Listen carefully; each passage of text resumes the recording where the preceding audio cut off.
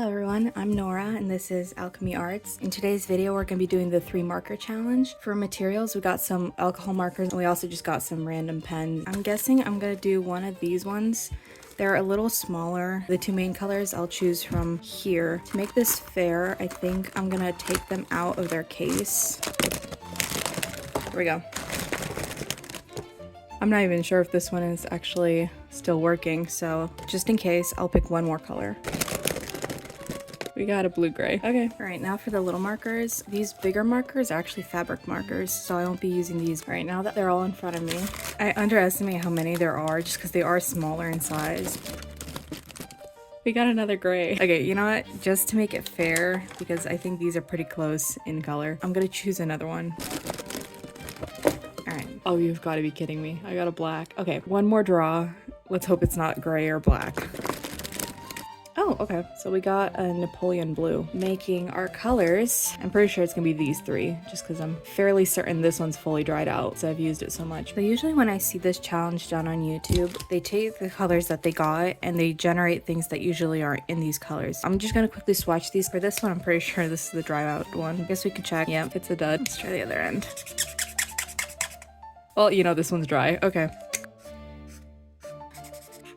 Good thing for me, I have a medium darkish color. I have a sort of light color, even though it's super vibrant. And then I have a super dark color. For sketching, I think I'm going to go with this Carmine Red Polar Erase pencil. We did talk about blueberries, so I guess we could draw a little blueberry. This is just to get my head going, start my wrist, warm it up. For pink, I did say flamingo, didn't I? Looks nothing like a flamingo, but that's all right. One foot is usually bent upwards, right? Actually, don't know how that works. You'd think I would have drawn flamingos before. That looks kind of odd, doesn't it? Oh well, it's our flamingo, I guess. I'm pretty sure maybe they're bent backwards like that. Gosh, I really don't know how that foot works. I'm telling you, if I had a reference, this would not look so funky. I did forget to get an eraser. Here she is, my dusty, stained white eraser that leaves annoying little shavings. That's actually interesting. I used to never draw with colored pencils just because I am very heavy-handed. Then I saw a drawing with Waffles draw with Polar Erase pencils and it kind of got me interested in how they interact with alcohol markers. Still don't like the feeling of them, but they definitely look better underneath alcohol markers than pencils do because pencils smudge. Let's see if we can... Oh my gosh, I forgot how dark this is. Okay, you know what? Just to help myself out, I think I'm gonna grab a colorless blender just because I'm fairly certain that it's gonna be very hard to blend these together. So let's see if I can do anything with this colorless blender. Oh, it's picking up some of the blue, which is nice. Yeah, this might be a lot more difficult than I first thought. Oh, a nice blue. I don't know if you count it as cheating, but I will be using this. Oh my gosh, also this paper bleeds. That's perfect. Not think that was gonna happen. For my little blueberry, I'm also gonna see if I can do some gel pen. All right, and then I'm also gonna allow myself to use a jelly roll because these colors are very dark and I need something to bring back the light. I was so excited for this challenge too. Well, if this gives you any indication of what you'll see in this video, probably shouldn't be using a gel pen before my alcohol markers because they will bleed. All right, here's the pink. I think if I take advantage of leaving white space, that might help with contrast. So I guess we'll try that out. Also, I apologize for people who hate that sound because it is like nails on a chalkboard. Let's try our colorless blender. Oh, that's interesting. Okay, so when I do it over the pink, it actually like strips some of the pink color out of it. Very interesting. Okay.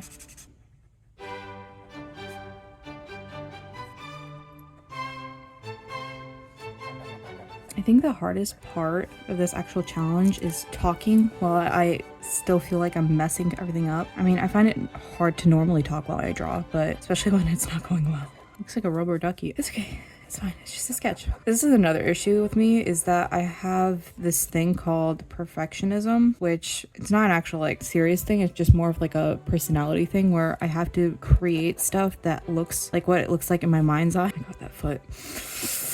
Ooh, okay. That's fine. Has a broken foot. It's okay. It's fine. It's fine. It's fine. It's See, this is what I mean. Like, I freak out over the littlest things. In school, I used to be a top A student, and then for one of these presentations, I was like, oh, why don't I wing it? Because my friend was like, yeah, you can totally wing it. You're fine. And before, I would script everything and practice it. But for this one, I decided, oh, why not? Why don't I just wing it? Even though I had a whole presentation written out, I just didn't memorize it. And then everything that could have gone wrong went wrong. And everyone laughed at me. And like since then, I feel like I have like stage fright, and I feel like nothing I do is good enough, as depressing as that sounds. But because of that, it feels like even like the littlest things are the end of the world sometimes. Like the blueberry that keeps bleeding all over the place. That's what we got so far. I can sort of add some deep shading on the actual flamingo. I forget how flamingos look, I'm not gonna lie. I'm like trying to remember, and it's just not clicking in my brain. At this point, I'm literally just messing with this blueberry. There's like nothing I can do to fix it.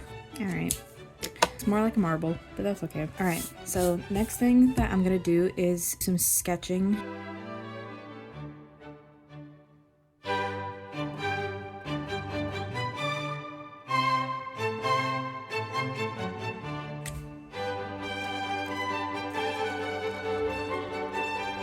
Alright, so what I ended up doing was sticking with this, I think. It's just like a cyberpunky girl. I'm still figuring out her outfit. She's gonna have like kind of this like a visor almost, you know, like a VR, and then maybe pink hair. I'm thinking the background could be the darkest color, or I can switch it around. Yeah, so I guess we'll see. Start with the head. Maybe I'll do a front-facing one just for one of the drawings. Well, visor can be right here. Give her some ears. I'm not gonna lie, I haven't really studied anatomy that well, so a lot of my characters look slightly funky, which makes sense, right? Because if you don't know the basics, you don't really know where everything goes. But I hope it looks semi-decent. Now let's give her little earpieces. For hair, I was kind of thinking of going shape versus actual practicality. Maybe a couple of strands can go in front, like so. For hair, usually I do end up going with like just a general shape, just because I do find that like when I do a lot of strands for hair, I lose patience with it. I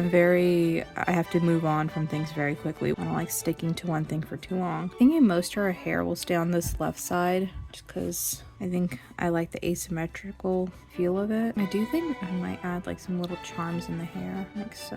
Alright, time for the outfit. Trying to figure out what would look good on her. I think I might even leave like a trace of the eyes. I don't know if that's too ambitious, we'll see I guess. Right, what was I doing? Outfit. Can you see how easily I am distracted? I'm kind of honestly procrastinating. Can you tell? Definitely something with shoulders. I like the sharp shoulders. Thinking something high neck, maybe like a collar situation. This could be like the torso, and then sleeves go down like that, and then maybe give her a weapon. I don't know if you can tell if that's a weapon or not. Add something to the other side because the side's heavy with the hair. All right, okay, last thing, I want to decide if I want to give her the hair color of pink or blue. So if I do pink, I can obviously do a blue background, but I can also do a gray background, which could also work, and then just have blue accessories. Or what I could do is give her blue hair, do a pink background, and then give her gray accessories. But for this one, I'm actually noticing that there's some gray bleeding into the pink. What I think I'll do is I'll start by the things that I know. I think I want to do some black outlines just before I start coloring, which I actually never did test that. So let me just quickly test how much it bleeds. Okay, it doesn't bleed too much. I think if I give it a couple more seconds, it actually will not bleed at all, which is surprising.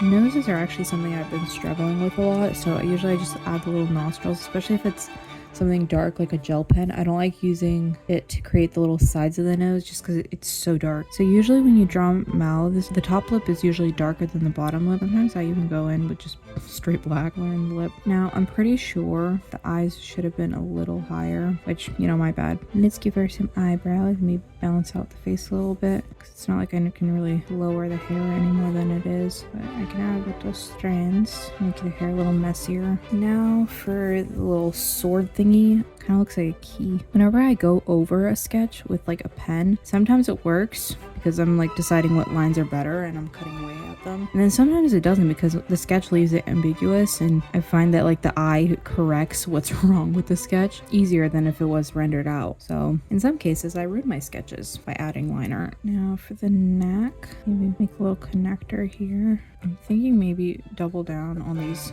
triangles and create like a scale effect. Almost looks like a necklace. necklace. And then do the opposite. It's kind of interesting that I'm drawing a human right now. Not for you guys, but for myself. I think internally I'm realizing that literally just a couple years ago I would have never drawn humans. My friend in high school actually encouraged me to start drawing humans, and I was like, heck no, because the only thing I'd drawn at that point was animals. And you know, my family liked it because obviously I was using references and it looked like something. It was also less creepy for my mom. I think it was easier for her to deal with that. Like the stuff I draw now she doesn't really approve of, which, you know, to each their own, and you have to draw what you like. It does hurt though, because I kind of have to like self-censor what I show her, and she's very supportive, don't get me wrong. Like, she's an amazing mom. I just feel like there are certain parts of myself and my art that I'm not afraid of showing her, but I feel like she would disapprove of, so I end up naturally not showing her. And I even at one point hid certain things like my sketchbooks because like I refused to show her because I knew what her reaction would be, and I don't want to hurt her, I guess, in a sense. I don't draw nudity or anything like that, but like occasionally I do draw monsters and,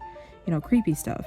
And I think that just rubs her the wrong way. I might be getting a little carried away with this gel pen, but definitely makes me feel better about the drawing. Alright, so I think we're actually ready for some color now. Okay, I'm gonna be honest, I think her hair would look cool blue. And if that's a bad decision, scream at me in the comments, but I think I'm gonna go with blue. I'm just gonna color in between those. I feel like this is the relaxing part where I don't have to think, I just have to color. So I think one thing that I'm like noticing, because the color is so dark, some of the lines in the hair are actually disappearing, which can count as a good thing or a bad thing, I don't know, depending on if you like the lines or not. Which means I'm probably gonna go back in with the white gel pen and actually bring them back out. Not me trying to remember where I put my lines, goodness gracious. I'm just pulling some of the color into those white spots, just so it's more of a blue rather than a white. And I think I'm actually gonna go over strands a little bit where it needs it. Now that those are there, I can actually add a little bit of white sheen. And this is what I was talking about. I'm bringing back out the lines that are kind of fading in. Not too many, just a couple. I think that's it for the hair. Alright, now it's for the decision if I want a pink background or a gray background. And depending on what I do, that might also change these. So I think I actually want those to be pink. I might go over them with a little bit of gray. Like a little bit of gray here. And then colorless blender. And hopefully it'll pull some of that pink gray in there. Now I'm smudging it into oblivion, and while it's still fresh, I think I'm gonna use that same tone just to shade the skin a little bit, just where the shadows are, making sure I'm not touching that blue because I don't want it to infect the marker. I also want this weapon to be pink. I'm not gonna be too careful about the lines. I'm gonna try to fill in most of the inside of it. If it leaves a little bit of blank space, that's fine. Now, same thing, I think I'm gonna add a little bit of gray just to give it some dimension. I think this might have been one of the luckier colors that I could have pulled. Now for the outfit. So I think it's gonna be mostly gray. I'm just going straight gray for these little shoulder thingies. I'm gonna try to go as light as possible just so it doesn't blend in too much with the hair. Go in with straight black for this middle one. Oh, I totally forgot about the lips. For the lips, we're obviously going to use our pink. For the other parts of the outfit, I think I'm going to do mostly pink, just because the hair is blue and it kind of almost touches this area that I'm coloring right here. And then for this part, maybe gray again. Yeah, I think that will look fine. So I actually decided to go over the skin with the colorless blender. It's kind of patchy up here, but alright. And then for the background, you know what? I might just leave it blank, or I can go super annoying and do it in black. I'm gonna go in with the gray, leave a slight white outline, and create kind of a border around the character. Not gonna lie, I think I'm getting a little bit dizzy from the fumes of these markers. Like, it's not terrible, but there is definitely a smell, and the more you use them, the more it comes out. I think the smell is also causing me to go cross-eyed, something like that. And then I'm gonna finish it on this side as well. And if there's any place that I go too close to the drawing, I'm gonna go back in with my gel pen, just fix it up slightly. I think that will do it. I might just add a little bit of stardust, make it a little more magical, maybe tie it back into the hair. So we got our character. We got our little beginning doodle, some of our sketches. Here's the mess of markers that I was using. I wanted to say thank you for watching, and I hope you join me next time. Bye!